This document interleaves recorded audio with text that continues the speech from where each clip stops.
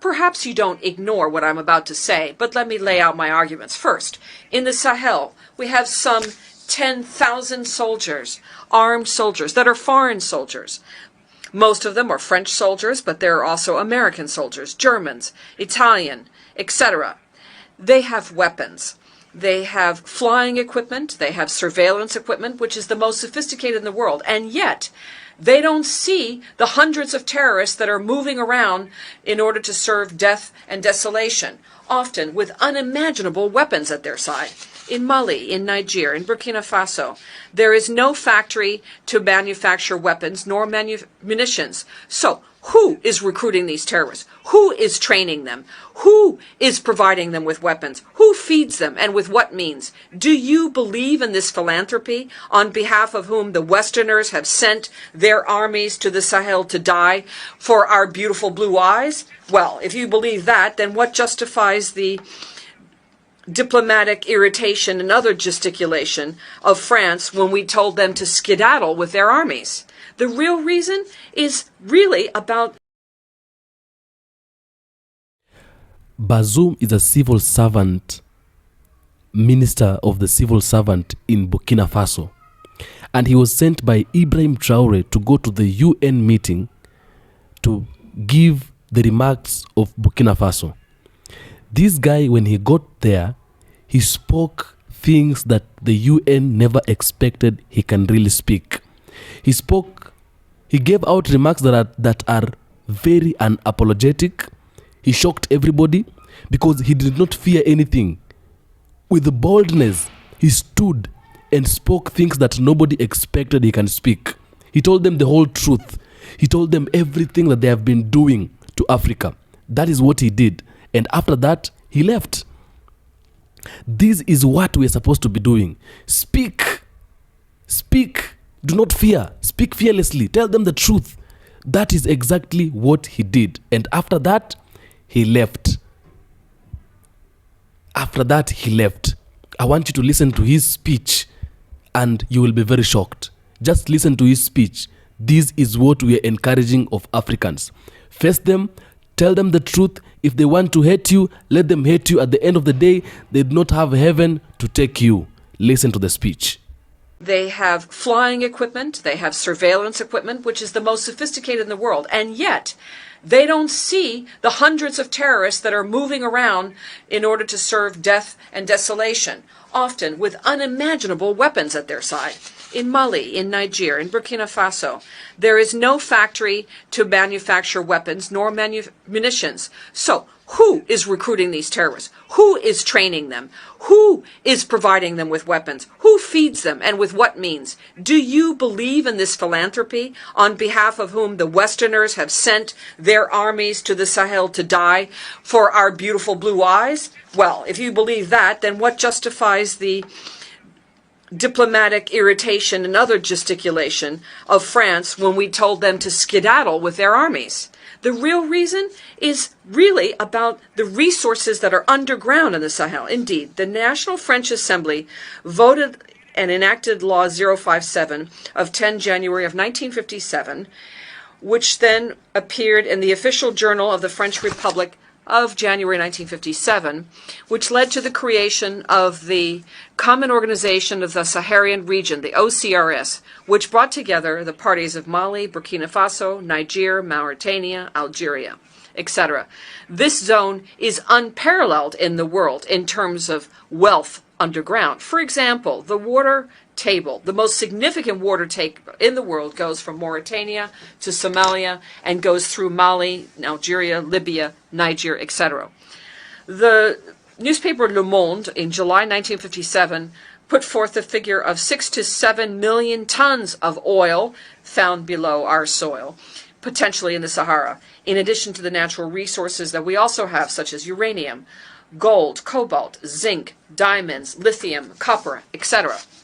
You, the Westerners, you so much love the Sahel people, so much that you bring your military and your armies to die in the name of democracy, in the name of freedom and human rights and peace. Then why is it that an African continent with some 1.3 billion people and the second largest continent of the world in terms of people, with a number that the interpreter cannot figure out of the number of square kilometers, and 54 states, has no permanent seat within the Security Council. Such a huge continent with so many people and no right of veto. How do you justify that?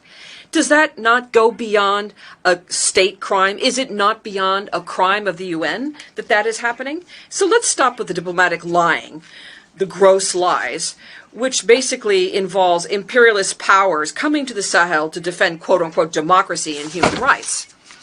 And let's talk about human rights for a minute. Let's remind ourselves here of the first charter in the world on the issue of human rights was the Kurokan Fuga in Mali in 1236. That was the first document that addressed that. And let's go to the second issue, which is Africa does not like to compare deaths. That would be ill-mannered on our part to do so. So I will respectfully bow to the memory of all nationalities of people who lost their lives in Africa and in the Sahel specifically.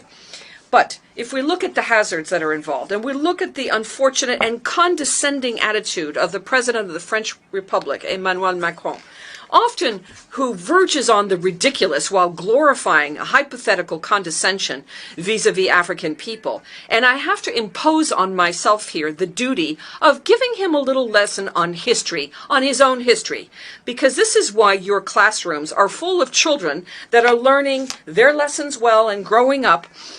In other words, turn to this story at the risk of losing the real story forever. But let me clarify here that no African people is opposed to the French people. There's no anti-French sentiment in Africa, nor is there any issue with our legendary hospitality and our love of our neighbors. Rather, the African people refuse the condescendence, the arrogance, the insolence, the sufficiency, the paternal attitude, the looting of our resources, and organized crime. That's our problem. Indeed, for your memory, Mr. Emmanuel Macron, first, let me remind you here that through the BBC in England on the 14th of June, 1940, an appeal was launched by your own grandfather, General de Gaulle, to Africa to come and save France from the grip of the Nazis. Let me remind you, 17,000 Malians died during the two world wars. This is a blood debt that France has hidden. And if we look at the book of Bakary Kamian, the professor of the University of Sorbonne in France, says, and in that same document, in page 345, there's a table that looks at the war and the loss of lives in the two wars. People from Mali, Burkina Faso, and Niger, over 82,000 fallen soldiers from those countries in those wars, and over 154,000 soldiers. And this is from a French source, a book by Henri Léger, Report on the End of the AOF Mission, from 1950. It was published. And this is in the archives of Senegal. Please see Annex 5. Now, moving on to the next argument. The 17th November 1986, François Mitterrand, the French president at the time, in response to Captain Sankara said, and I quote, "Africa was looted, and here I'm talking about raw materials. I should have talked about people. For centuries, we exploited you at a human level. We stole your men, your women, your children. We used you. I understand your refusal. I understand your revolt, and I approve of your fight. You are right to refuse to be a sacrifice continent. The time has come for you to develop your own economies based on your own goods and people. And the duty of these countries who abusively used you and used African labor, their duty is to restore to Africa what was taken from them over the last few centuries." End of quote. Indeed, Africa was always openly looted and pillaged, but still there is a great deal of wealth in our continent, of people and mineral resources. By way of proof, let's talk about mineral resources. Africa has 30% of the worldwide mineral reserves, 40% of gold reserves, 33% of diamond reserve, 80% of coltan reserve used for telephones, 60% of cobalt reserves for batteries, 55% of uranium reserves. So it's for the defense of this Africa that the young people of Africa stand more than ever. Mr. Macron, do you still need a little bit of history in order to remember? Finally, before the regrettable exit and the unfortunate exit of Emmanuel Macron, the French president, he was attacked by so many other politicians and compatriots who live in the African bosom. But let me remind you here, despite that, Germans have some 83 million inhabitants with a land surface of 340,000 square kilometers, compared to Congo with 95 million inhabitants and over 2,345,000 square kilometers. Belgium has 11 million inhabitants and over 30,000 square kilometers, compared to Gabon with 2.5 million inhabitants and 267,000 square kilometers. France now has 68 million inhabitants and over 672,000 square kilometers, compared to Namibia with 2.5 million inhabitants and 825,000 square kilometers.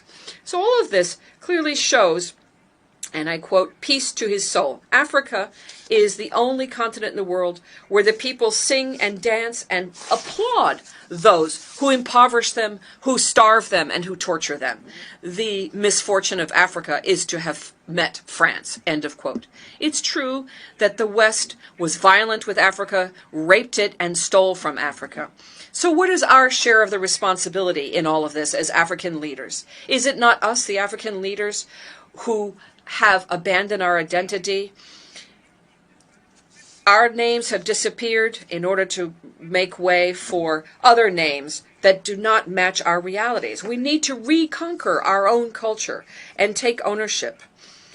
And that's why today people try to make us believe that our values and our attitudes are not natural and are not part of freedom, and that there will never be a question of homosexuality for us. Let me repeat that. Homosexuality will not take root in our countries.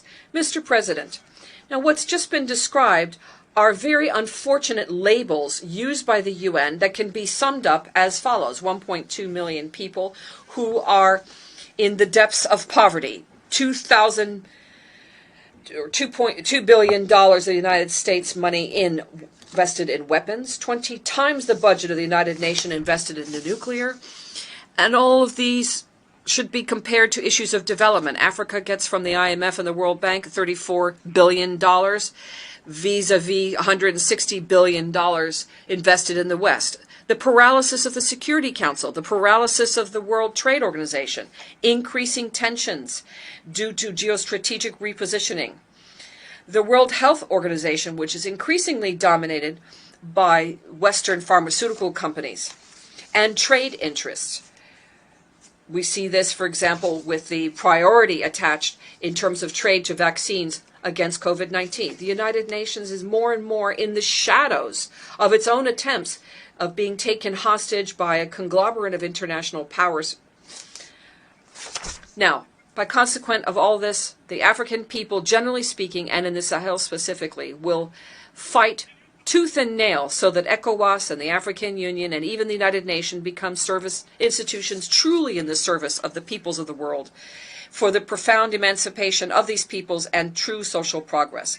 Because the lack of these organizations, their inefficiency, their lack of sincerity, their client-based decisions in variable geometry, their crimes, the promotion of bad governance, looting, social disorganization, and corruption all lead unfailingly to coups d'etats, which are then just consequences of all the aforementioned. So let's look at the root causes, which will disappear. If we continue with this, putting our heads in the sand like the ostrich, with this hypocritical form of diplomacy, with state-sponsored crimes and organized crime, state-sponsored lies, constitutional lies, and the making heads of state for Africa, even the United Nations will not be spared this coup d'etat. In this regard, and in order to take our destiny in our own hands, Mali, Niger, and Burkina Faso signed the Partnership of the States of the Sahel, which is abbreviated as the AES. The AES is an architecture that was set up to secure our countries by a treaty with revised authority for development, including the region of Lipto-Gourma, taking into account the security situation and the lack of a partnership. What's at stake here is our own resources and working together in order to eradicate discontinuity in operational maneuvering. Mr. President, I say here with force and firmly, in an intelligible and highly spoken voice, the following. First, we African peoples are profoundly democratic. By way of proof, our attachment to human dignity goes beyond democracy. It transcends it. What we refuse is the lesser democracy, this trap of democracy, which has been extended. Electoral-based democracy, which turned out to be a way of controlling our states through playing musical chairs with the leaders, who are often imposters and corrupt, who steal and rape. Second, we Africans are today recognized in our dignity as people, in the sense of one person is equal to one person.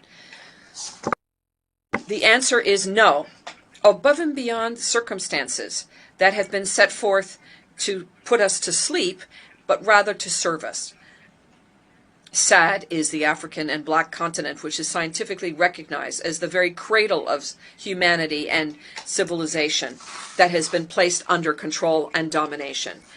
Independent factions who have engaged in fratricidal wars and election-based democracy with biased aides, wars for terrorism which are maliciously fabricated and maintained, injected against us, especially in Mali, Burkina Faso, and Niger. Dominating us, that's what it's all about. Stepping on our necks, as was the case of the unfortunate George Floyd in the United States. Is that democracy? These are partisans of a special kind of liberty that is intellectually justified to justify barbarism against our peoples, fighting supposedly for dignity and sovereignty. And that's why we have decided to say no. No to all these so-called friends who want our so-called good or who threaten us with war, to impose their friendship. That's why we don't want the democracy sold to us by wolves in sheep's clothing. We need to provide adequate leadership for our people so they can seek their own happiness, for the full emancipation and true social progress for our people, be it economic, social, cultural, or security development. Third, the African people, generally speaking, and in the Sahel specifically, have discovered the chains of economic security, social, cultural alienation that have materialized in secret agreements with France, where they committed to break their true emancipation. This includes, amongst others, the colonial debt. We will not turn a blind eye to this and pay it while allowing our people to die of hunger or thirst or disease. Second, the issue of the currency, the franc CFA. This is called the franc of the French African colonies. This is not African property. Legally speaking, property is the right to be able to dispose of something in the most absolute way, according to Article 544 of the French Civil Code. A patent is therefore held by France on the currency, the French CFA, and therefore it is the property, but it's the property of the African Francophone states. And what's amusing here is that the bills are produced by France for West Africa, and they're different from those of Central Africa, even though it's supposedly the same currency. The same document recognizes the French CFA by Decree 45 of the 26th December 1945, and it was signed, this legislation was signed by Charles de Gaulle, President of the temporary French government, René Pleven, Ministry of Finance, and Jacques Sousnel, the Minister of Colonies at the time. Next, the priority and interest for French companies in bids for public procurement and public offers. And finally, the exclusive right to provide equipment, and military equipment, and other types of military officers in colonies. If we ignore that these coups d'etats are often the result of bad governance and constitutional maneuvers in order to provide additional mandates, that will always happen. We need to be lucid about this and root out the real causes and require respect of democratic rules and virtuous governance. 5, the African people don't have a problem with the French people. It's rather the French policies and politics we have a problem with, the condescendence. That's what we reject. Refusing an ambassador to Niger is a violation of international law, especially Article 1 and 2 of the Vienna Convention, paragraph 9, on diplomatic relations of 1961. By deciding to refuse artists from Burkina Faso, Mali, and Niger in France, that is a serious undermining of cultural wealth and refusal of recognition. An artist is a psychic doctor, even at long distance. By declaring them, we do not want to have people unemployed, migrants and thieves and so forth in France. We do not want the looting, the cynical looting of our resources. What we want is a sincere recognition of our peoples throughout the world, which includes Burkina Faso, Mali, and Niger, that we should be accompanied in this difficult time on our path towards full emancipation with expression of dignity, honor, liberty, equality, prosperity, justice, and then, of course, peace. Given the situation currently in Burkina Faso, the Burkinabe government has implemented vigorous action to adopt a new development plan, the Action Plan for Stabilization and Development, with 4 main pillars of priorities. First, to fight terrorism and restore territorial integrity. Second, response to the humanitarian crisis. 3, restore the state and improve governance. And finally, national reconciliation and social cohesion. These efforts are geared to providing the Burkinabe population with better living conditions while commending our partners who have accompanied us. We heartily invite them, those who still have a doubt or who might be tempted by the false content of reports on what is happening, we invite them to accompany us with the following conditions. Long live the United Nations, long live this 78th session of the General Assembly, long live the people who fight, long live solidarity, long live free Africa, long live the states of the Sahel, long live until victory. I would love and like to hear what you have to say on the comment section. Do let me know what's your opinion on the comment section. I'll do my best to make sure I'm reading them towards this issue. Do you think Bazi was able to say what is required of him? Do you think Africans, whenever they get to these UN people, they should speak this way with boldness and fearlessly? Let me know what you have to say. African Streamline.